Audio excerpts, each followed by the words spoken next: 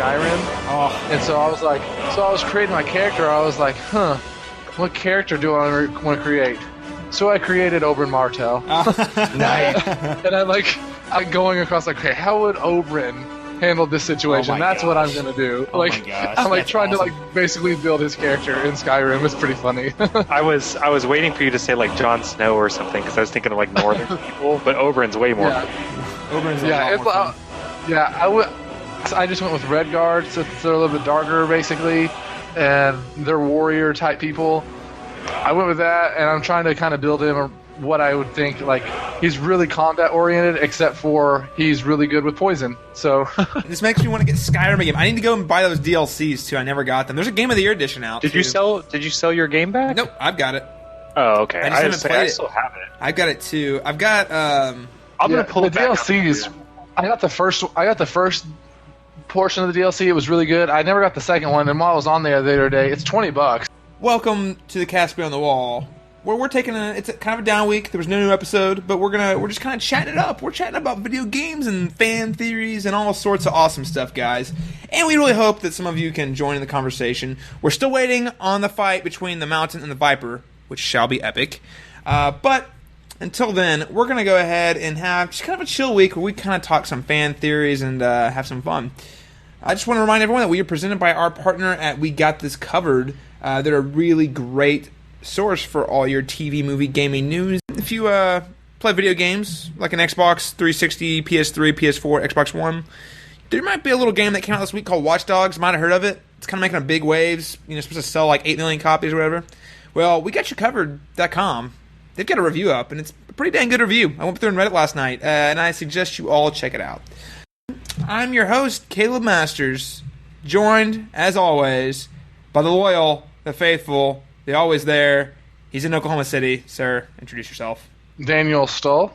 And the man who battles rattlesnakes on a daily basis, just bought an SNES, and is going out in the desert and saying, F you, son! Austin Lucari. We don't have a guest host this week because we're just having fun. So, we're just going to chat it up. To start off this week, I begged the question with Mr. Dalton Stewart, our guest host from the Good Trash Genre Cast a couple weeks ago. What was his favorite Game of Thrones moment? And then it dawned on me that we hadn't talked about that as our own host, us core central hosts. So, I ask you, Daniel Stoll, what is your most memorable Game of Thrones moment? Well, this is actually a really tough question. There are a lot of different things that come to mind.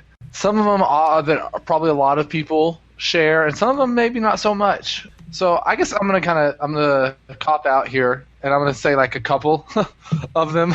So no, go for it. One that I think a lot of people would probably bring up would, for me, which is it's actually kind of interesting because these moments are not in the book, is actually the scenes between Tyrion and Arya back in season 2. Specifically, one of my favorite moments of all those scenes is the one where Tyrion is talking about. Tywin is talking about.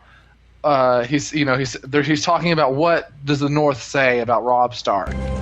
And what do they say of Robb Stark in the North? They call him the Young Wolf. And? They say he rides into battle on the back of a giant dire wolf. They say he can turn into a wolf himself when he wants. They say he can't be killed. Do you believe them? No, my lord. Anyone can be killed. And she sort of says it with this sort of looking right into Tywin's eyes, saying, "You can also die too." And that was like one of the really fun moments for me because Arya is my favorite character. And so that was one of the most memorable moments for me. And then obviously we have moments such as, honestly, Ned's death is a huge memorable moment for me as well. Oh. Because I was one of the guys that fell into the trap of supporting him hugely. And I was there. I remember. Yeah, Caleb was there, and I remember when it happened. I sort of his face when the sword fell, and he's like, "There's no way." He's like, "That didn't happen." He's like, yeah. He's like, Arya came up and saved his life or something crazy like that. It cuts to credits, and I'm like, so he didn't die. And Caleb's like, what? And he's like, you saw it go through. I was like, yeah, but you didn't actually see it. And I was like, I tried to deny it. So those are probably And I guess they are Stark moments, which is interesting because I wouldn't necessarily consider myself a Stark fan at this point in the series because they're not really existent. But those are probably two of the more that stick out to me personally. I want to piggyback on that one, actually, because I think the death of Ned, as we've talked about before, sets the tone for the entire show. It wasn't until the end of the first season that you realize this is way different than anything you've experienced before. And the funny thing about it is, the first season has several moments in it that make you feel like, oh, this is a pretty, relatively traditional show. It's a good show, but it follows, the basic rules of storytelling on television. One of the moments being when Khal Drogo pours the gold over Viserys' head. Daddy, please! A crown for a king.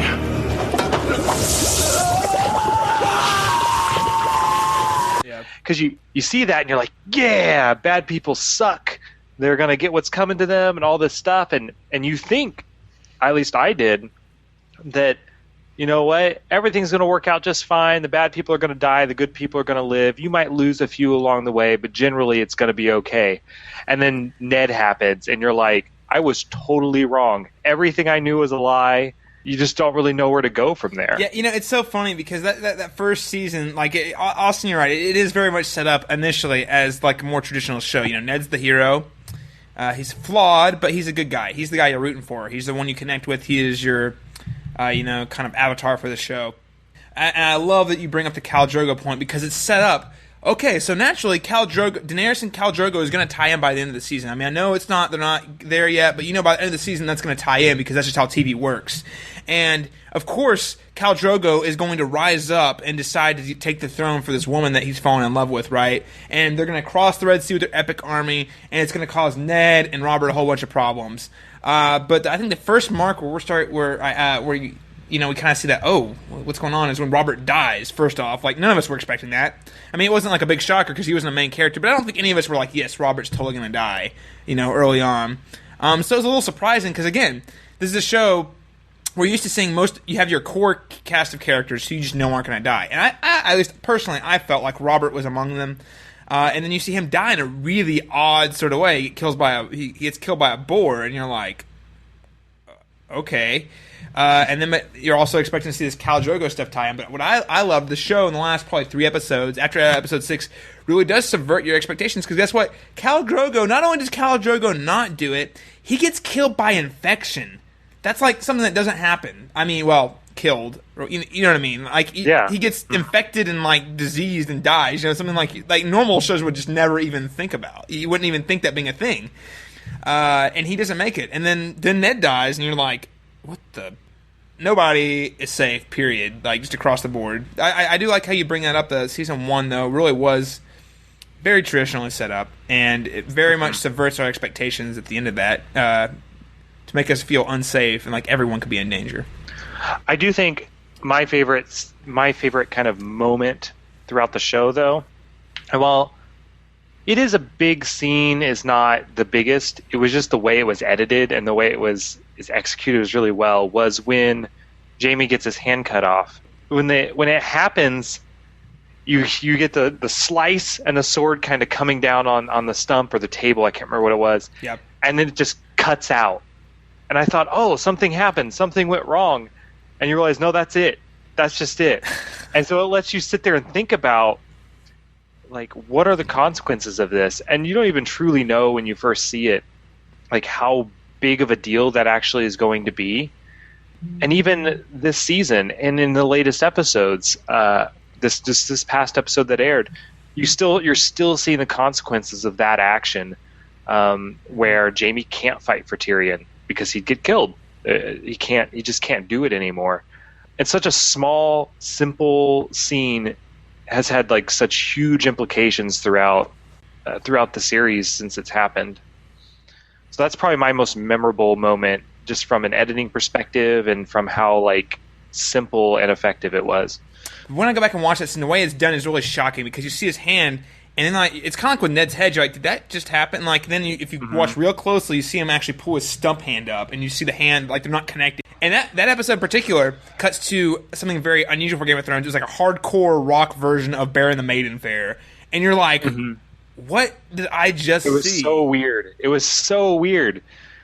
Because I thought, like, okay, truth to the audience, I don't always watch the show in the most legitimate ways. And so I thought I got a bad copy of it because it was like weird music and it cut off weird. I didn't know what was going on. I thought, oh man, I missed part of the show. But no, that was it. That was how it was done.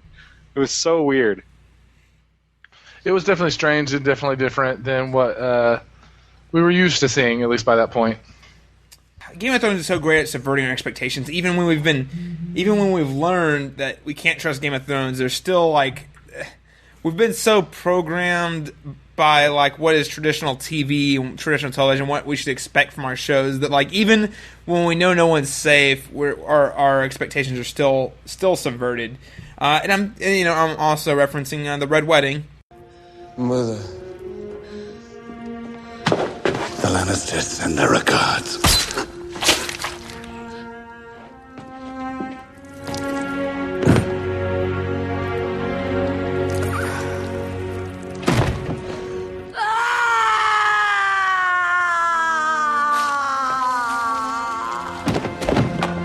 We saw it happen to Ned, but your automatic thinking is, okay, so Ned's dead, and Rob's raising an army. Well, naturally, he's going to come, and he's going to avenge Ned, and we're finally going to get that justice we wanted for, because that's what that's what a more traditional story would do.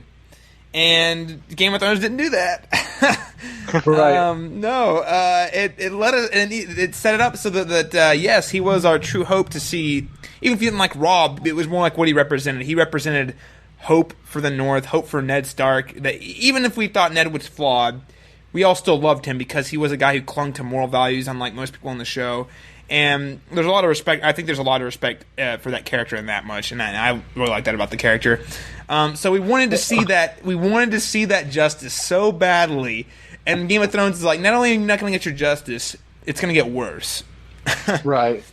Another moment that really stands out is back in season 2, a combination of the ending, I believe, of one episode and the beginning of another episode with Melisandre and then the whole Renly situation. Oh yeah, Demon Vagina. Where we have the shadow assassin of whatever. That we still don't really know what exactly happened there and how that all happened. I don't know if we ever will get clarity on that or whatever. But that was just another moment in the show, at least for me, where it was just like, you see, like, we saw nothing like that up until that point, and we've seen nothing like that since that point. Yep. But it definitely opened up the world, to, at least for me, to say, okay, there's definitely a high level of magic. You're a wizard, Harry. I'm a what? A wizard.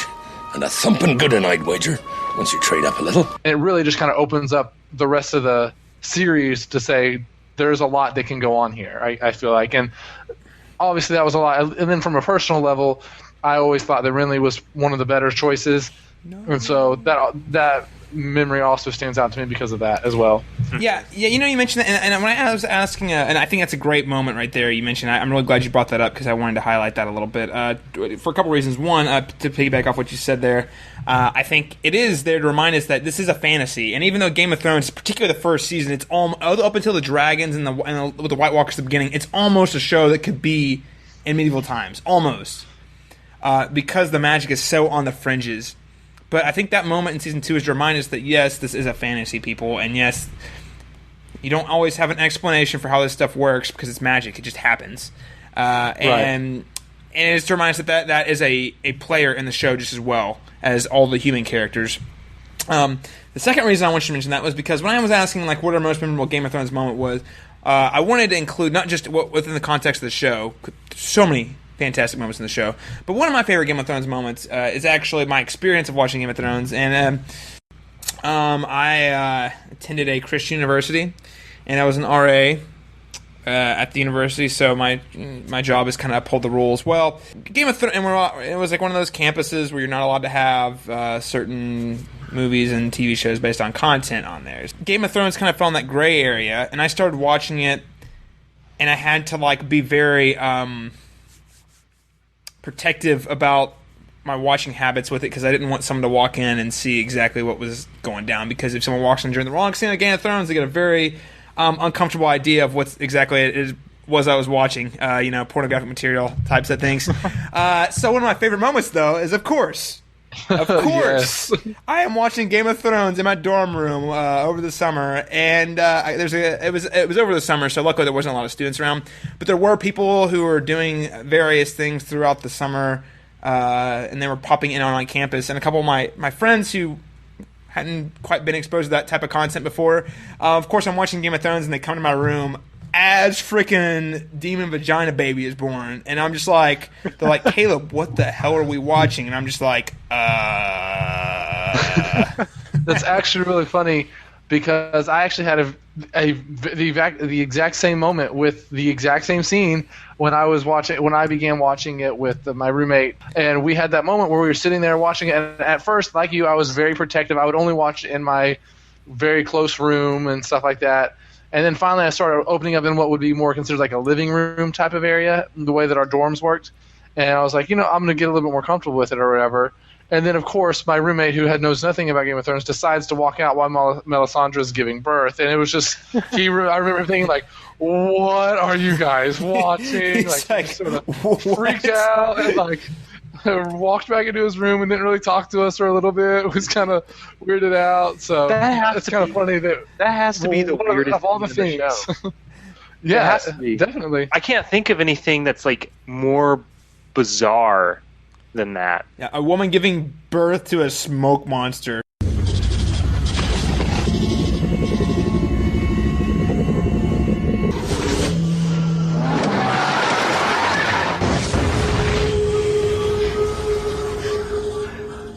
Oh my gosh, it was really, and then like at the end in that scene, the way it was played up was initially it was played up as Melisandre might be trying to seduce Davos, so it was like really weird, and then she's like, "Woo!" and she's pregnant, and you're like, "What the hell?" She wasn't pregnant like last episode, and then bam, smoke vagina monster thing. I can't wait until she's not in the show anymore. Oh god, that may be forever, but I think she brings some scenes down. It's not the actress or anything. I just don't like the character much. The character is, she's a character I am very glad as a part of the show personally, but man, she drives me insane. I hate her so much. I hate that character for so many reasons. Melisandre. Because I think Stannis could be so much more interesting without her. I think that's mostly it. Yes, but I will say that I think she is highlighting something that George R. Martin is trying to showcase. Yeah. And as we always talk about how he's writing this to kind of like parallel, religious fanaticism. And what's interesting about Melisandre is I don't think she is a religious fanatic. I think she is someone who is using religion as a tool to gain power. And but I think it shows like how those people, those very intelligent people who know how to put on a show for other people, can build a cult. Kind of the same way that the Scientology movement was kind of evolved, around this very charismatic leader. And despite there not being a lot of evidence to support his claims, there was all these people. Religion, really. Well, any religion. That's the most contemporary I can think of. But yes, any religion, really, based around very charismatic people who they gain all this power based off of people who are not quite as intelligent and are looking for answers. So I think that's what, and we talked about this last season a lot. Daniel, if you want to chime in on this, we talked a lot about how the parallels between the type of faith Melisandre has versus guys like Thoros, who his faith seems a little more legitimate as opposed to hers, which seems like almost showmanship. And again, she's using it as a tool as opposed to actually believing in it. For her, it's more about it's a means to an end. Yeah, as are pretty much every kind of ideal and moral code and anything in Game of Thrones is, for almost all the characters, is a means to an end. I think there are very few characters that truly believe in what they do, and the ones that do usually end up dead. So. And I will say this too. I really do truly think, and I'll let Daniel chime in here because I really want to see what he has to say about this. But I really do think Melisandre believes in the Lord of Light and all that, but I also think that she sees it as an opportunity too. So I really do think she believes in him, though. I really do. She just doesn't. Yeah. She doesn't necessarily believe in all the religious mumbo jumbo, but she believes in the power that is demonstrated by that God, right? Right. I think, I basically more agree with that. I think the more of the fanatic, religious fanatic in that scenario is actually Stannis' wife. Yes. I think she's more of the religious fanatic kind of person in that scenario. But yeah, I think Melisandre definitely believes that the power is real, and I think that's why she uses it. She sees it as, okay, this works. How can I use this to my advantage? Whereas I think that is a little bit different where we saw Mondrick Dondarrion back in the Brotherhood, where he saw it as it works, and he doesn't. I don't feel like he uses it as a tool in the same way that she does. Yeah, I feel like for him, it's a little bit more of a. He was at his, his friend was on the deathbed, and he said, "Okay, let's see if this works." And it did, and he's decided to follow it since then. Right. Well, he's seen evidence that works, so he's like, well, I mean, I don't know exactly all the ins and outs of it, but I know it works, so I believe in it. Right, and I'm going to follow what I believe is that, whereas hers is a little more, it does work, let me use it for myself, where he had more of a selfless experience with it, whereas I guess that's selfish, to save your friend or whatever, but it was for someone else, not for him. I mean, I wouldn't say it's selfish. I mean, it's not really selfish per se, but yeah, I know what you mean. But it's interesting. I was going to say, as we're kind of going over these moments, I don't believe anyone said anything from this season, which is kind of funny. I guess we're trying to think more of our favorite moments of the past, I guess. Right. But I don't think we can have this conversation without discussing the White Walker baby moment. Seeing that still just kind of blows my mind, and I'm really excited to go back and watch those again. That episode particularly, because you don't get a lot from that particular moment, but just when you see that, it has such an impact on the audience. You're not expecting to see it. Yeah, it's at least such a visual image. I know I can picture perfectly just by seeing it the one time that I actually saw it. It's just it left such a great image in my mind. I don't think we can have this conversations about great moments without talking about that one. That one didn't leave like a huge impact on me per se. Yeah, it doesn't have a huge impact on the world, but big moment. Mostly because I don't feel like I truly realize the significance of it yet. I don't know where that's going to go. For me, and I've said this when it happened, very best scene of the entire series so far is the trial of Tyrion. And that speech at the end is just freaking glorious. So, I mean, that's my personal favorite. I can't get over how those lines were delivered. It was just so good. Right. Yeah, it was definitely one of the strongest moments of the entire. Oh yeah. The Tyrion scene is undoubtedly, again, I mean, we mentioned this a couple weeks ago. That is going to be a scene people will reference about the show. When this show is done over 10 years from now, there are going to be a number of scenes, a lot of scenes, but I think among them is definitely going to be his speech at the end of the trial. I mean, I truly do. I think it was an incredible speech, really just highlighting how his characters struggle throughout the entire show so far, and how he's wrestled against his status as a dwarf and his own family, and how he said, it highlights so much about his. He feels like he has done so much and received no recognition for any of it. No benefit of the doubt because he's a dwarf. So, I mean, the Lannister scene, I thought the scene with Jaime in the bathtub last season was really great. Really great, especially given from a character that it was a really all hated. Big character well, most of us didn't like, because he shoved Bran out the window in the first episode and killed his cousin in season 2, which I thought was kind of awesome. But, it was just really crazy to see this really interesting, insightful transformation to say, hey, this guy is a real character. He's not just this two-dimensional, arrogant asshole. Yeah, he is that season, and that I think even that moment is the moment for a lot of people that changes their opinion on Jaime. Yeah, definitely. At least around that episode or that time is when people are starting to think, oh, maybe I don't hate Jaime. Maybe I actually kind of like him. At least you can kind of like him because you go underneath all the layers of and find out who Jaime Lannister really is to realize that there is a hint of selflessness there, that he does actually care a lot about other people and the well-being of his, not only just his family, his people. It really speaks to the power of that season with Jaime when the majority of people now like Jaime, who, one, has an incestuous relationship with his sister, and 2, shoves a child out a window. The first episode. Right. Yeah, the very first episode. So the fact that there are scenes that can redeem a character like that means they're very, very good scenes. Yeah.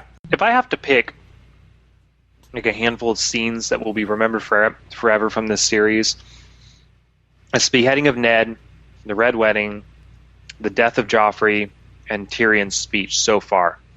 And 2 of those are in this season, and I have a feeling there's going to be more from this season. This season is so good. I think so too. Yeah, I agree with that. Daniel, you mentioned earlier there hadn't been a lot this season. I guess the reason I hadn't thought about scenes from this season is because I haven't fully digested it yet. That makes sense. Yeah, and when I said that, I mean, obviously there have been great moments from the season. I just thought it was interesting that we chose to pick from, like, for me, my first 3 were all from season 2, except for the Ned thing, which was at the end of season 1. It was just interesting how we went back. Just thought it was interesting, but I think part of that is true. We haven't finished this season yet, so we're still sort of accepting season. We haven't fully digested season 4. Because the death of Joffrey, that whole sequence is incredible. I mean, there's no doubt about it. But it's not. I mean, even though that happened 6 weeks ago, it still hasn't registered. Like, the season's not done, so it still hasn't registered with me that that's a memory. If you know what I mean, like it's like a past moment of the show. Like, we're still in it a little bit, right? We're still seeing the fallout of it. Death of Joffrey was incredible. Hands down, no doubt about it. I mean, the way they executed it, the way they did that whole wedding sequence, and the way they set up the whole, it could be anybody at all. I mean, just seeing Austin's reaction. We still don't even know all the people involved.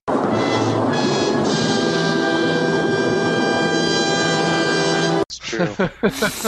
True. Yeah, we don't know. There's someone out there who's still trying to poison the Joffrey. So. They have not revealed that Cersei was behind all of it. So, I'm waiting for it. Waiting.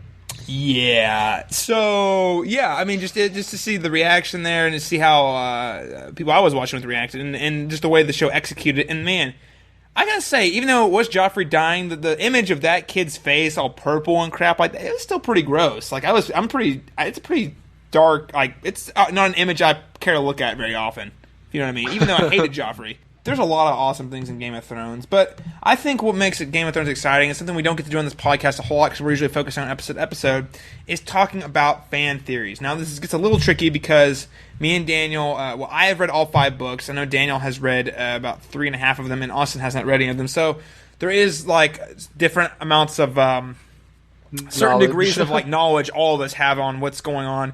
But I think it's really safe to say if we can kind of focus on, like, these series-long theories. I think there's a lot of. We've mentioned a few of them in the past on the show, but I'd really like to go in depth with some of our fan theories out there. I think the big one we mentioned a couple last episode, 2 episodes ago, something like that, was the theory on who Jon Snow's mother is.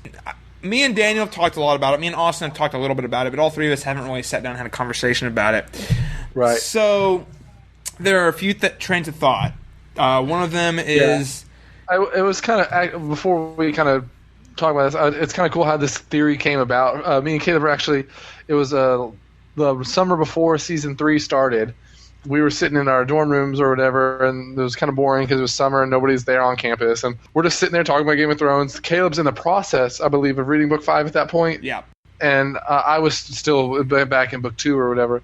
I was just talking, and I just thought, it's interesting how they always bring up, like, they make it such a point in the show to make the fact that, Jon Snow is a bastard. They make a huge deal about who his mother is, and I wonder if there's something to that. And we sort of just started talking. We sort of came up with the theory, and then it was interesting when we started kind of looking at things up online. There were a lot of other people that had the similar theory. And so it was interesting how we kind of thought that up and then realized, hey, other people kind of think of the same way we are. And so it was kind of cool.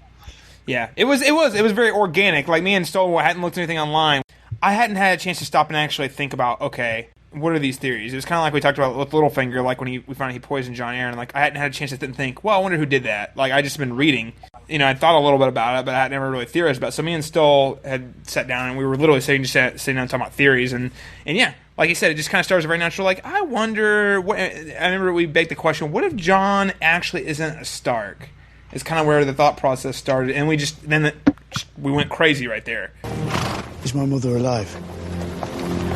Does she know about me, where I am, where I'm going? Does she care? The next time we see each other, we'll talk about your mother.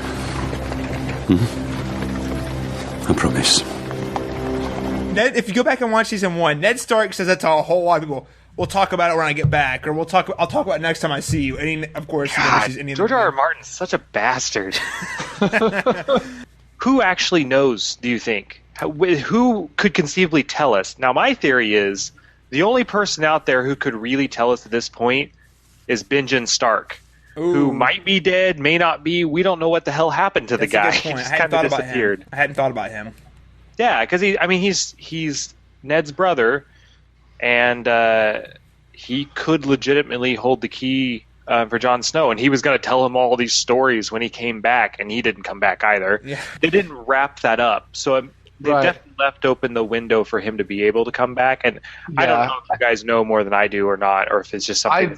I will say I don't know anything more than you do in that particular situation, but I think something is going on with that storyline. I don't think they would have made such a point about it if he wasn't going to be coming back, or we weren't going to find out what happened to him. I think there's going to be very particular about that whole situation. Yeah, no, Benjen has been mentioned. Benjen has been mentioned in every book. Now he hasn't been in any of the books since book one. He's been mentioned. He's still in the collective consciousness of Game of Thrones. Like, he's not been forgotten. But spoilers. I'm through book 5, and that's the storyline. That subplot has not yet tied up. I feel like that's a key thing. There's something very important going on there, and I don't know what it is. And I can only assume it has to do with Jon Snow. I feel like it's a really good point about, who could tell us, who would have knowledge of that. I think another one, and this is part of the theory crafting, would be Jojen Reed and Mira's father. Yeah. Because apparently on Alana's deathbed, basically, she says something to Ned that he promises to tell nobody. And Jojen and Ned has held true to that promise, as Ned does, and told nobody. But Jojen's father was present when the promise was made, and so he is aware of whatever that promise was. Do we know that in the show? Do we even know Jojen's background in the show at all? Because I didn't. That's all news to me. No, we don't. So let's take a couple steps back here. Now that is fact. I'm pretty sure that occurred. Yes, that did occur. The show has not highlighted that. The books have. The show has not. Now. Because, from my perspective, Jojen's like just this random dude that we decided to start trusting for no reason whatsoever. Yeah, no, fair game. The show hasn't necessarily, and I like those characters the way they're, especially this season, have been. But the show didn't really introduce them in the most organic ways. They actually would, if it had gone truly by the books. And again, I'm not saying one's better than the other because I don't want to do that. Mm-hmm. But the books introduced them. They actually show up at Winterfell in book 2. They're there for a whole book before they get into this whole like Dream Seer thing. Interesting. Yeah. So let's take a couple steps back though. To kind of track where mine and Stoll's theory is. Basically, our theory, which again is I think is very popular among fans out there. If you go and look it up online, is that Jon Snow is not he's a Stark, but he is the product of Alana Stark and Rhaegar Targaryen. Now let's have a little history lesson here. Now, if you remember, Robert's rebellion started because Robert was in love with Alana and she was kidnapped by Rhaegar Targaryen. Now, our theory starts with the fact that Rhaegar, as a side note, married to Oberyn's sister. Yes, Rhaegar is married to Oberyn's sister, and he is also the older sister of Daenerys Targaryen, or older brother of Daenerys Targaryen.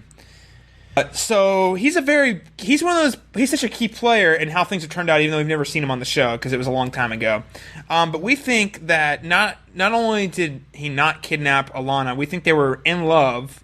I think that she did not love Robert at all. I think he was mad. He was totally infatuated with her, and she wasn't into him. So he of course, and as you can go see in season 1, the way he talks about her is very, very romanticized. Like, it's almost like she's not a real person. She's more of an idea that he was in love with. And Cersei, and I remember there's a scene in season 1 where Cersei asks him, did I ever have a chance? And he said, I love that woman so much that 7 kingdoms couldn't fill the void. Like, so I always put it as he was in love with the idea of her, but she never actually loved him.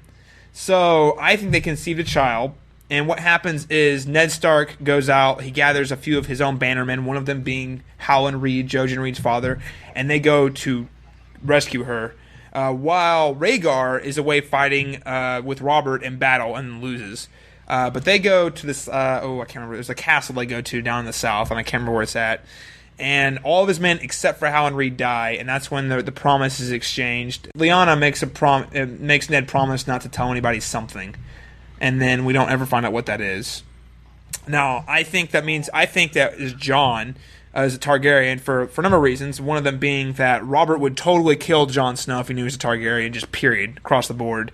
Not to mention, like, the implications that would have on the kingdom. That would actually make him the true heir of the throne, right? Yes. If that were true. So, I mean, I think there's a lot of dynamics, and I think it matches with everything that the show has told and the book has told us so far, because the books especially always comment about how much Jon Snow looks like a Stark.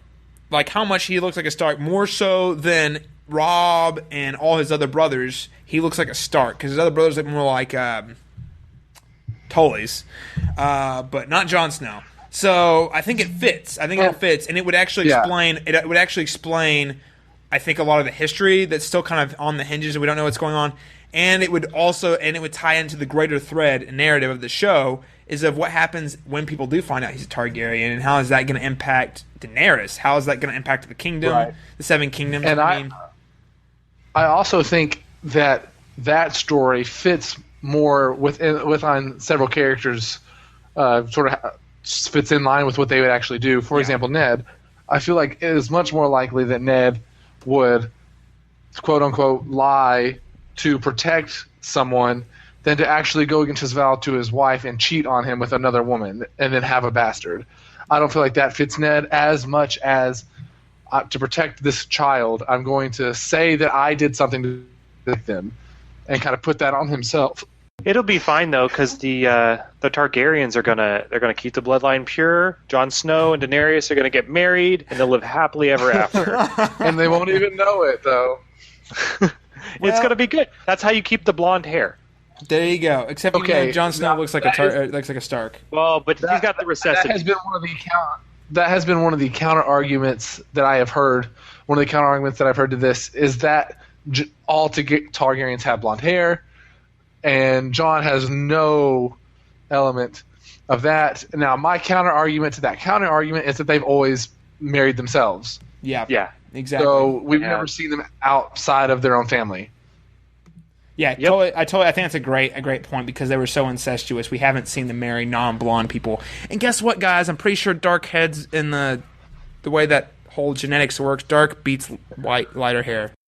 That's probably where the storyline was heading. But I think as soon as George R.R. Martin realizes someone has either figured it out or something, he'll just change it. He'll be like, no, that's no longer interesting. If you guys know where I was going, I'm changing it now. So it's not going to be the case anymore. So we could throw the whole theory out the window. In fact, if you have good theories, you probably should never, ever mention them, because it will never come true. Okay, so funny point you mentioned that, Austin. George R. R. Martin has actually been interviewed, and that's actually one of the reasons he says that he does not read fan theory. He has straight up said, if you tell me you know what's going on, he said, used to be, before the internet, one guy would know, and I'm like, oh, good on you for knowing that. I'm really glad you feel that. He said, now on the internet, though, that person gets on one forum, and then all of a sudden you've got a legion of idiots who know exactly what the answer is. So he's like, then I'm tempted to change it because I want to subvert people's expectations and be surprising. But it's not always a better story as a result. Exactly. And that's why he says he does not read fan theories. Based specifically on, he didn't mention, I don't think that was in reference to the Jon Snow theory. It was just a reference to theories in general. But I think. So you heard it here first, folks. This podcast is ruining Game of Thrones. Make sure George R. R. Martin does not hear our podcast, because he will rewrite the whole frickin' series like that. So yeah, I think that's interesting to see. Jon Snow ends up being Targaryen. He's the rightful heir to the throne, which ties into my prediction way back last season when we started this podcast, and I said I want Jon Snow to sit on the throne. Bam. I want him to sit on the throne because he's the rightful heir. I will also say, even though this answer about his lineage has not been answered, there are developments in the 4th and 5th books that do kind of jack with things a little bit, as far as Jon Snow and Targaryens and things of that nature. So, all I'm meaning to say is there's other stuff we're not talking about because we can't talk about it yet that could totally throw everything we're talking about right now out of whack. So there's that. You ruined it, Caleb. I didn't ruin anything. Just read the books, ruined man. everything. I ruined the book. Well, but I think this is a good segue because we're talking. This is again we talked last week, 2 weeks ago. This is a Song of Ice and Fire. Bran is a big question mark in how this all turns out. And while I know a little more than what you guys do, the books really don't progress a whole lot more past book 3. There's like one really big thing that happens, but other than that, it's pretty. Bran's still a pretty big question mark. Where do you guys think he falls into all of this? I think I've mentioned this before in past podcasts. I think Bran is definitely going to be the other side of Melisandre in a way. Maybe not particularly that role or whatever, but I think Melisandre has made reference to this other god that's not the Lord of Light, and I think Bran's going to be somehow tied up with that, whatever this three-eyed crow thing is, or I don't know. I just think that his is the opposite of Melisandre, wherever he's headed. And maybe I could be way off on that. Maybe they end up on the same sort of side or whatever. But I don't know. I just think that he is going to be very important. His role is going to be extremely important at some point, and I think it'll have something to do with White Walkers / other god. But I have no evidence to prove any of that. That's just sort of where I think it's headed. And I said way back when I was a guest on this podcast that I thought Bran would end up being king. I said that because I was still riding the Stark train. But will he be king? I don't know. I think he'd be an interesting king. I do think he has a big role to play long term. And I don't know what the White Walkers mean. I don't know what's going on with the other. My question to you guys, actually, as I'm trying to formulate a theory on this, is when Melisandre talks about the other, and the various characters do, is that related to the old gods, or is that something else entirely? My understanding is that it's something else entirely. And my understanding is she even believes that it holds some sort of power. We talked a couple episodes ago where she set up the parallels where the Lord of the Light is these three adjectives. I don't remember what they were off the top of my head. And then the Lord of Darkness, Lord of whatever, the other three adjectives. And she gives it some sort of, like, it does have the power or ability to do some things, but my Lord's greater. That's how that's my understanding of it. I don't have that's about all I got. Basically. Yeah, I guess the reason I feel like it's related, and a lot of it has to do with some of the visions, right? So yeah. I do think the visions are related to the White Walkers, and there's strong imagery always in the visions of the weirwood trees, which are always related to the old gods. I do think somehow the White Walkers are either the embodiment of the old gods, or I feel like the White Walkers are there to provide balance. Oh, sorry, go ahead. Yeah, no, it's fine. I feel like they're there to provide balance, and I don't know. I don't think they're that evil force that they have been portrayed as, because I don't think things are ever really that simple in this universe. Yeah, I definitely agree with that statement. Yeah, I think there's something about them that is not just mindless killing machines, and we saw that a little bit with the whole baby scene. That they're an organized society of some kind, and they have a purpose and a logic to what they're doing. And I don't believe that that's purely just evil. So, as far as Bran goes, I think he very well could meet up with them and potentially either, like you said, join their cause or use them in some way. But I think the theory of him being like you said, a prophet, kind of, like, maybe not a prophet, maybe that's not the right word, but you know what I mean, like a intermediary for them, in the same way that Melisandre is a really kind of interesting dynamic.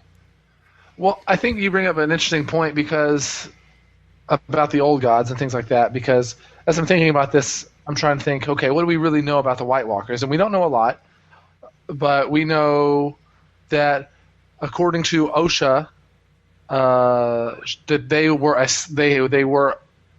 have been a part of the world before, apparently around 1,000 years ago. I don't know if you guys remember her little thing. I think it was in season 2 when she talks about it.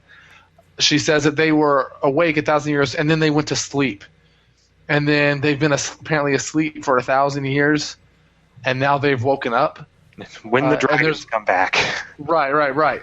And so it's interesting that it'd be interesting. They've been around before, but now the dragons were around longer than the White Walkers were. The dragons have only been gone for 200 years ish, where the White Walkers have been gone apparently for 1,000. I don't know. It's interesting to bring up the old gods, knowing that what we know about the Walkers, if they've been there a long time ago. Mm-hmm. So it's interesting. I've always kind of felt that the dragons and the White Walkers are kind of old enemies, and humans are just kind of stuck in the middle a little bit. Those two sides, like the White Walkers exist to kill the dragons, and the dragons exist to kill the White Walkers.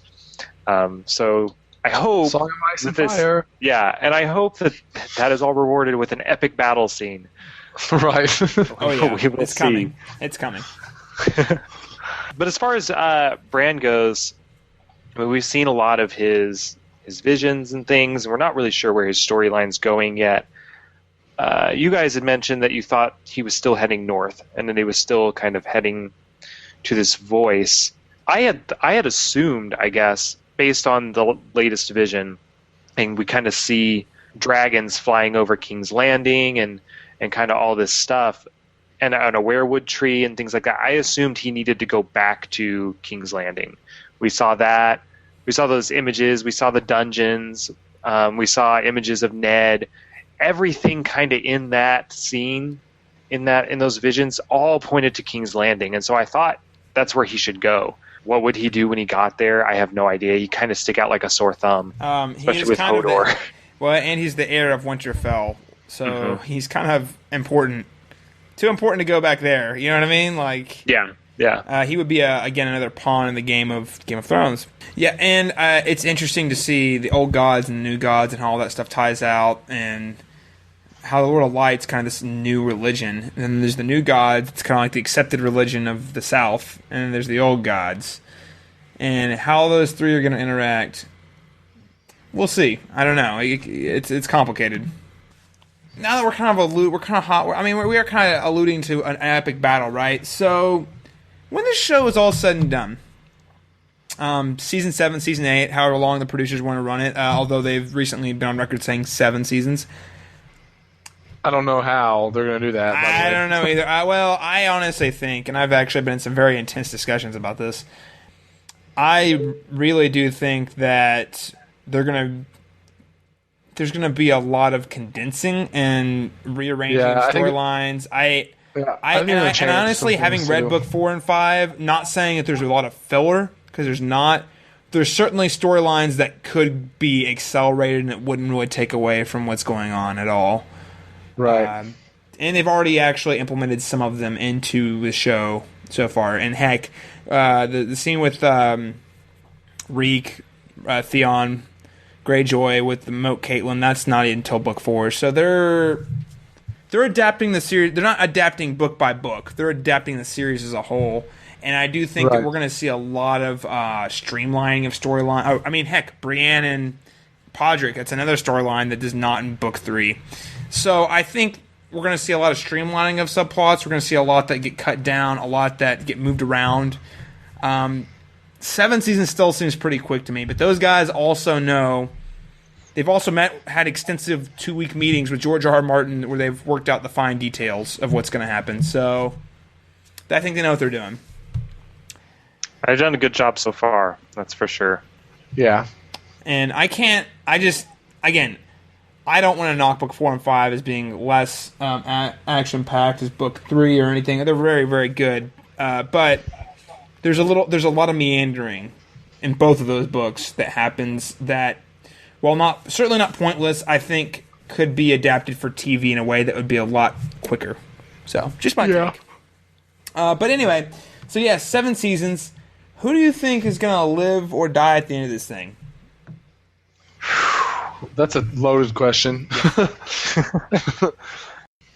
Well, I think Oh, go ahead. Go ahead. No, go ahead. Well, Daniel. I was just starting to think out loud because I feel like that's all I can really do to answer this question because I really don't know. I feel like Bran's going to be there in the end.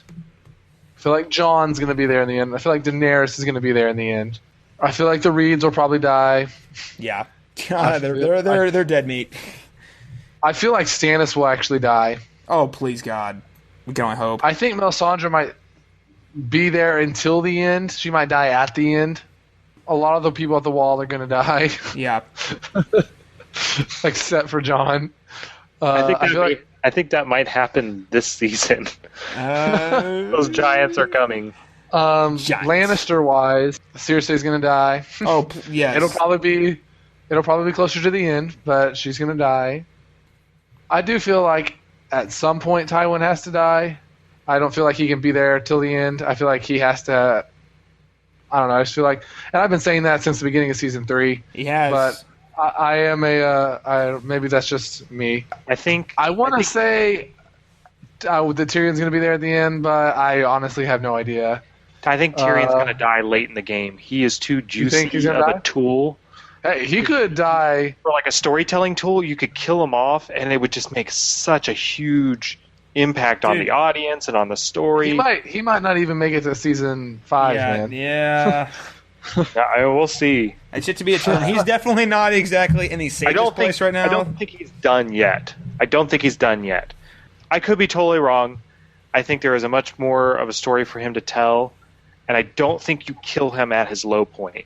He's not the type of character that you do that with. But who knows?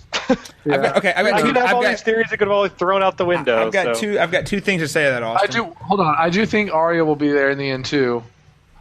It's actually kind of interesting. I'm picking a lot of people to live somehow. Well, but you've also not mentioned a lot of characters. Jaime hasn't been mentioned yet. Does that mean he doesn't make it? Yeah. I feel like Jaime probably dies. Yeah, I think he does too. I don't know when, but he's going to die. I'm not saying that I want any of these deaths to occur. I'm just saying that this is what I think things will play out. And here's the thing, and we'll get into this. Soon. You think who? The Onion Knight, Davos. Oh, really? I think he stands up to Melisandre one last time, and then he's done. Probably. He's probably in the most dangerous position of most characters right now. And what's interesting about as we're naming all these characters, as we're going to talk about, I think here in a little bit, is we haven't even met some characters in the world. They're going to be new characters that we are still coming. And that's how Game of Thrones works. For every character you kill off, there's like 5 more to take their place. I think Jorah dies very soon. Yeah, I can see that. I just think his story is about done, I feel. Especially with the way Daenerys' story is going, it's going to go through a low point. If you want to keep that exciting, you kill off Jorah. No, okay, Austin, in retort to your Tyrion making it, I got 2 things to say to that. One being, I've got to say, more so than when I was reading the books, this show has made it seem like his characters come full circle. Like, from season 1, with the trial and his speech and, like, how it's all playing out. So, I'm not saying he's going to live or die. All I'm saying is, in a way, when this season's done, dead or not, like, his character has, like, come full circle. Like, I feel like the arc of his dwarfhood, his battle to try to defend with his family, but also hate his family, and all those things are going to be done. I agree with you, but I think the potential for a new, even more interesting story to be told about his life away from the Lannisters could be even better. Well, fair point. I mean, that's a good point. I see both your sides. I don't know. I think it's kind of interesting how, like Caleb was pointing out, like we've seen him before. He was a dwarf fighting for his life through combat by trial, and now it's kind of hit that point again. And like you said, it's kind of hit a circle. Like right, and we've seen him go through all his struggles, and we've seen him come to terms with his dwarfhood, and he came. Well, it's interesting because he came to terms with it, and he's been at terms with it probably since the beginning of the season. Honestly, back when he's talking to John, I believe he says, where he's like talking about using it. He's sort of, but then he hits this point where we saw last episode with Oberyn, where he just sort of breaks down and realizes, and he realized it, but it was just hard hearing it. Where Oberyn talks about how Cersei treated him when he was just a baby. Just hit that moment of like just fully like I am a dwarf, and in the trial scene he's saying I'm on trial for being a dwarf, and he's sort of come to that point like even though he's fought it all his life, it's still in the end this is where he's at. Like, well, yeah, and not to mention the fact that I feel like his battle with his own family has kind of come to circle with that. Like he's basically told Tywin to F off. He's going to go out on his own terms. So, that's all I'm saying. And I'm not saying he's dead or not. I just think it's the way his arc is turning out. It does seem like a natural. I don't like the words you're saying, Caleb, and so I reject them. Because it does not please him. They make me unhappy. They do not please me. It does not delight me. It does not delight you. There. So characters I think aren't going to make it. I think Stoll's right. I think Stannis makes it really far, and then he dies. I think Melisandre makes it to the end. I think Littlefinger makes it to the end. I think Varys makes it to the end. Ooh, okay. Those are interesting statements. Now, I'm not so certain. Now, whether they live through the end is a totally different scenario, but I think characters like Littlefinger and Varys are going to be massive players in the end game of the show. Huge. I don't know how. The way that their arcs have turned out and the way that we know so little about them, I think really hints that they're having bigger roles to play in the grand finale. I can't see how Littlefinger's future could be that bright. I see him dying in a season, maybe. Oh, wow! Or at least losing everything. Maybe I'm crazy, but this is something I talked with Caleb over text about over the past couple weeks. I'm about to make the statement that people should not hate Littlefinger like he does, and I'm sort of don't have the evidence to back this up completely, and I'm not entirely believing in it, so maybe it's going to be like a half-hearted argument. But I was just sort of thinking about this the other day, and feel free to tell me how wrong I am.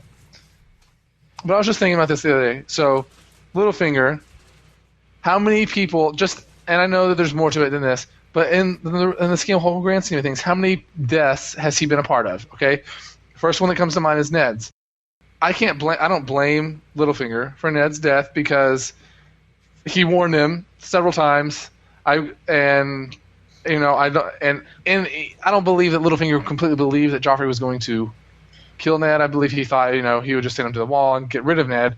So I would say he's indirectly a part of that. But then he goes and he takes part in Joffrey's death, which we're happy about. Then he takes part in Lysa, and he is the reason Lysa Arryn dies, which we're all pretty happy about. Let's be honest. Delights us. I count 6. Those are the 3 main ones that I think of. And I go back and say, okay, Robb and Catelyn. How much did he know about those, and how much was he a part of them? Are the other 2 deaths that stick out to me because those were around time. Did he know about it? Probably, but did he have any say in how it occurred or how it played out? I would say no, but we don't really know. So, while he definitely is not a good person, and he definitely is a schemer and a mastermind, to me, he has not done as many things for me to hate him. He's actually taken out more people that I was glad about. That I was not glad about. And in the one case of Ned, I don't even blame him for that. I think involvement in his death, I don't feel like it was a direct involvement. No, and I'll say this. I mean, if we've talked about this earlier this season, so I don't have to go super in depth, but Ned Stark is responsible for Ned Stark's death for not playing the Game of Thrones. And no, it does not make him responsible for the death of his own life. But Littlefinger, go back and watch it. He is totally pulling his strings. There's no doubt about that. But he does tell him more than one occasion, don't trust me. And then I remember distinctly Ned asking him for his advice on what he should do. And Littlefinger tells him, and he doesn't like it, so he's like, well, clearly you didn't come to me for advice, so here's what's going to happen. So, and then he tells Ned, you know what you're doing is kind of shady, right? So I'm just saying, yeah, he has a hand in it, so you could say he's responsible, but I ultimately don't think. If anybody's hands are dirty for Ned Stark's death, it's Joffrey and Cersei. Littlefinger, by association and by not stopping it from happening, sure, but I don't necessarily makes him fully responsible. Oh, sorry, and I forgot about Jon Arryn as well. And for Jon Arryn, I don't feel like there's enough emotional investment for any of us to really care. I think Littlefinger is the single most evil character in the show. I believe that. He killed Jon Arryn. He was responsible for Ned Stark's death through a series of events. He killed his assistant. He killed Joffrey, which is fabulous. He killed Lysa Arryn, and he probably killed Jon Arryn's nephew as well. Though that one, I don't really know. I don't think he was really involved. I don't see why he would be involved in the Red Wedding. Yeah, me Probably neither. knew about it, but I don't see why he would be involved in it. But he couldn't have really stopped it either, so there was, Yeah. I think that was in motion, and he couldn't do much about it. The thing is with Littlefinger is I don't think Littlefinger actually has a big master plan. I think he kind of rolls with things. I think he purposely, we talked about this before, he causes chaos and rolls with it to see what he can pick up out of the rubble, And I think that's his game. That's what he does. But I really believe he is probably the most purely evil character in the show. I do think aside from Joffrey, who's just freaking crazy. I do think he is one of the best at sort of adapting to what his situation is. I would argue that So he may not have a quote-unquote master plan. He does not have every single step of the game prepared. I think he's got one better. I think he has a tentative plan for what he's going to do, and he will. And he's an opportunist, so he'll take advantage of situations. He's adaptable, which is more important. Yes, especially in this world. That's what's going to help him climb the ladder, right? So I think it goes a little bit of both. He has goals, he has plans, and I think he even knows to some degree. I don't think he was surprised that he ended up going to the Eyrie to marry Lysa at all. Obviously, he wouldn't have kept her so close for so long. But knowing that he would at one point use her for something. But at the same time, there is quite a bit of making up as he goes along, too. So I think that makes him both dangerous because he's a planner and he's also, one to roll with the punches. So I think it makes him more dangerous. And two, Stoll, I do tend to agree with you. But I'm also, I also have said on the show, I do agree with Lost to some extent that he is probably the worst kind of evil in Game of Thrones. I don't think he's a pure evil character though. No character in Game of Thrones is. But as I've said, there is to it that we have still alive, except for maybe Walder Frey, who's just an asshole. Well, they're crazy. Well, and Ramsay Bolton. I would say. Yeah, I was gonna say Ramsay Snow or whatever. So that's like those guys are like a pure representation of human depravity in their most fullest. They are chaotic evil. We're not going to talk a lot. We've talked a lot about Littlefinger this season, and I think as much as I love talking about it, we probably need to cut back a little bit. But I will say this: I love him. I don't think he's purely evil, and I don't think his motivations are quite as unsympathetic as a lot of people think they are. I think they're very reasonable, actually. Again, and that's sort of the point I was trying to, make. It's not interesting. Yeah, no. That was sort of where I was going with that. I see both reasons for him doing what he does. One being his love for Catelyn Stark, and his other trying to prove, being humiliated when he was a young child. He's trying to prove to the world that he's better than them in his own way. Neither of those things, which I think, given a different light, could be viewed as a very positive thing on both ends. It's just how things have turned out and how the show presents those things that make him so evil. But he also is the man in the shadows pulling the strings in a very devil satanic-like way. Even though not directly responsible for a whole lot of evil, he is kind of the guy whispering in everyone's ear. I think because of that, he's going to make it all the way to the end. Now, I don't think he survives the end, but I think he's there at the end of the series and then he dies or something. I feel like he's always a step ahead of everyone and he adapts very, very well to whatever situation is given. And even though I think in a world where there's not magic, I think in a world where there's no dragons or White Walkers or anything, Littlefinger wins. But this isn't that world. He lives in, I think the big wrench in his plan is dragons, Daenerys, White Walkers, all that stuff that he can't control. So I think he's at the end. I think Varys is at the end. We don't know a lot about what his plans are, but I think he is also a schemer in his own right. And I think at some point, hopefully sooner rather than later, we find out at least to some degree, what he's up to. I think that's going to kind of prove to be a series-long thing with him because he's been I truly do believe he's been holding on to that power for some reason for so long. I think Jon Snow's there. I think Daenerys is there. Everyone else is kind of a question mark. I think Jaime dies towards the end, not at the end. I think Brienne's going to make it. I don't know why. Don't ask me why. I just think she's going to make it because that dang sword with the dragon's glass sword, I think she makes it. The dragon's glass kills White Walkers. And I'm leaning to say that Yara Greyjoy makes it at least pretty close to the end, although I don't know how far that's going to last. But I do think a lot of those players in King's Landing that are squabbling right now, I don't think they're going to make it. I think Tywin's going to fall at some point. I think Cersei at some point is going to fall.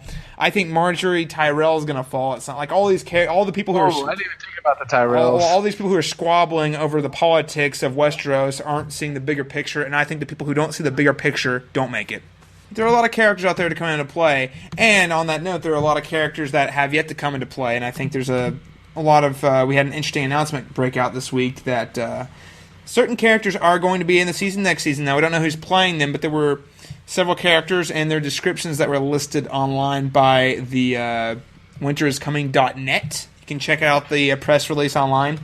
But these are rumored, quote-unquote, but I think they're actually pretty legit. So I'm going to go ahead and read through these names, and then you guys can chime in and let me know what you think.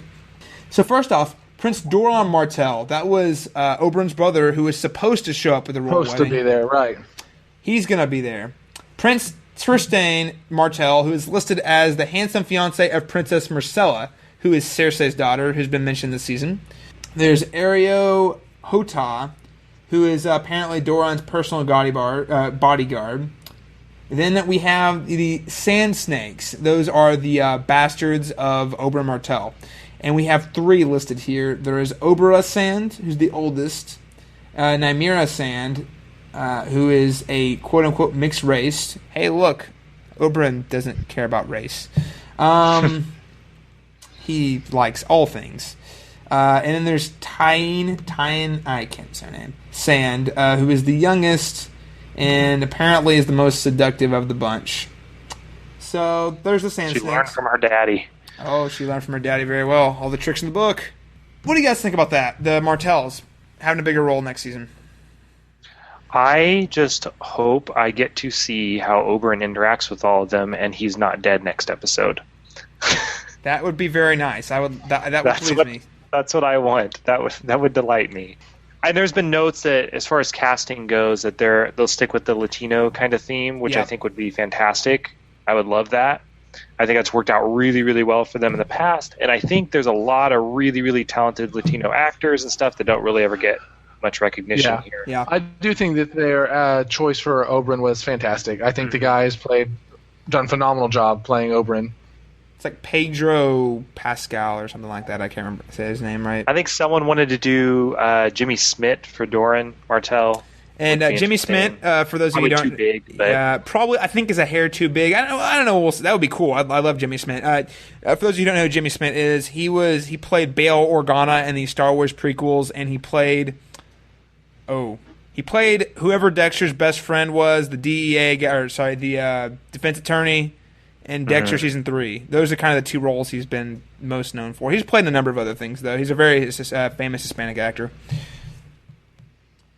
Yeah, I think he'd be pretty cool, but yeah, maybe a little too high profile, a little too expensive for a show.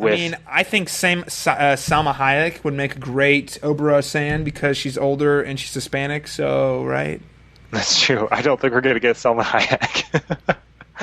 Would be amazing though. It would be so good. Oh, that'd be awesome. If we get to go to Dorne, that's awesome. I can't wait to see it. That's a whole place we haven't even visited yet. And it seems to have a very rich, like super unique culture that we've only kind of hinted at through Oberyn.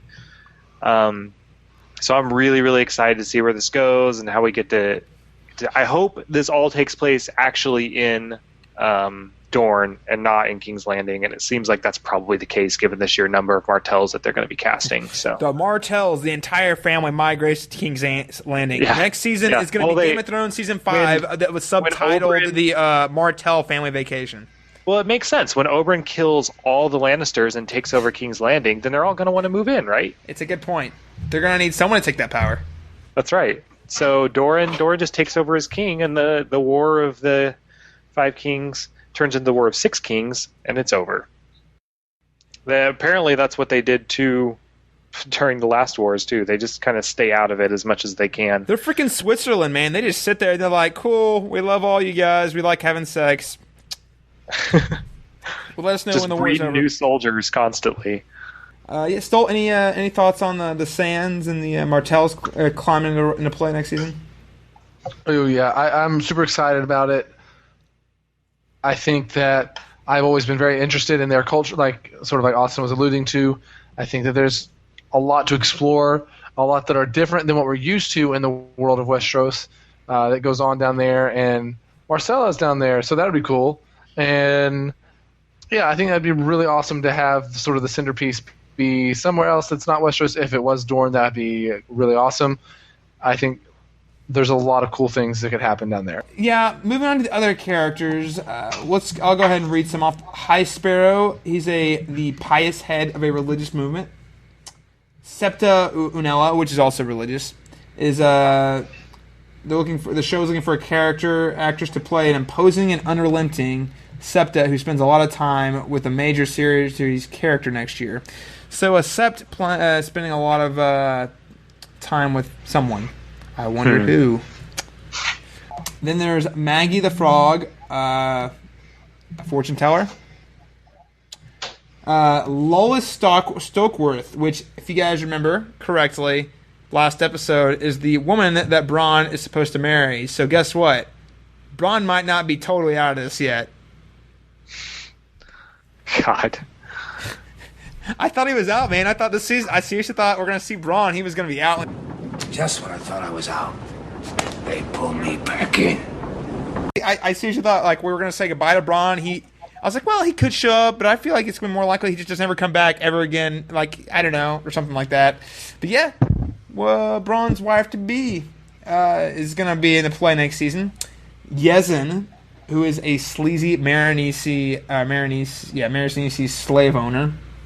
The Waif, a strange child from the books that Arya encounters, who will probably be played by an older actress. They're looking for someone of East Asian descent for the part. So, that's interesting.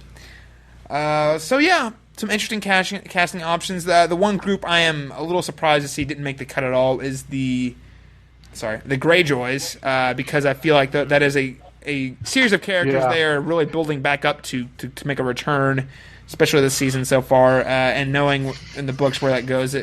I'm very surprised you haven't heard more about them in this casting announcement. However, this is not a set-in-stone final casting list. So it's true. There's still a lot more info to come out. This isn't even an official one, I don't believe. So no, it's not official at all. So I don't have much to say on most of these because I just have no context for most of them. I think the religious figures may show up over in Essos, though, with Daenerys, because I think we'll start to get into the culture of Marine and stuff a little bit more that we haven't really gotten into very in depth yet. And I think this next season is really, really going to be a lot of that. I think it's really exciting to see all the, like you said, the Dornish people, and I'm really excited to get more into that. Awesome. So, based on these casting announcements, I think we can safely say that we're going to start to see a lot more of the world of Game of Thrones outside of even just Westeros. We are going to go to Essos. Probably going to go to Essos. We're going to see Dorne. We're going to see a lot of places that are new next season. If we could venture to guess. And I'm very excited about that because as much as I love King's Landing and seeing stuff there and experiencing the North, it is always cool to get some new locales. Well, thank you so much for tuning in. Sorry for hanging out here, guys, to give some theories on this week off as we kind of take a little break from Game of Thrones this week. I want to remind our listeners and viewers that you can find us on Facebook.com/CastBeyondTheWall, where you can like us and submit comments, share posts, all that 9 yards. You can follow us on Twitter @cast_beyond_GOT. You can subscribe to us on YouTube. We've actually got a small little audience on YouTube who watches our either our live broadcast or my fully edited episodes later in the week. And most importantly of all of those things, please, please, please subscribe to us on iTunes and give us a rating. That'll probably be one of the best ways you can help the Cast Beyond the Wall. I want to remind everyone that we are presented by our partners at WeGotThisCovered.com. They are a fantastic source for gaming, TV, movie news. And as I said at the top of the hour, Watch Dogs just came out today, the day of recording, and it's a pretty big game, guys. Kind of huge, and I imagine a lot of people who watch Game of Thrones are probably at least heard of Watch Dogs or are curious in playing it. Go check it out at WeGotThisCovered.com. I think they've got it covered, guys. All right, well, thank you so much for everyone tuning in this week as we enjoy, kind of sit back and theorize. Hopefully you can kind of understand where we're all coming from and with our Game of Thrones philosophies these days. Next week's episode is The Mountain and the Viper, and we are going to see one really freaking epic battle, and I just absolutely can't wait. I hope all our listeners will tune in to hear our podcast next week where we talk about this fight that is going to be absolutely game-changing.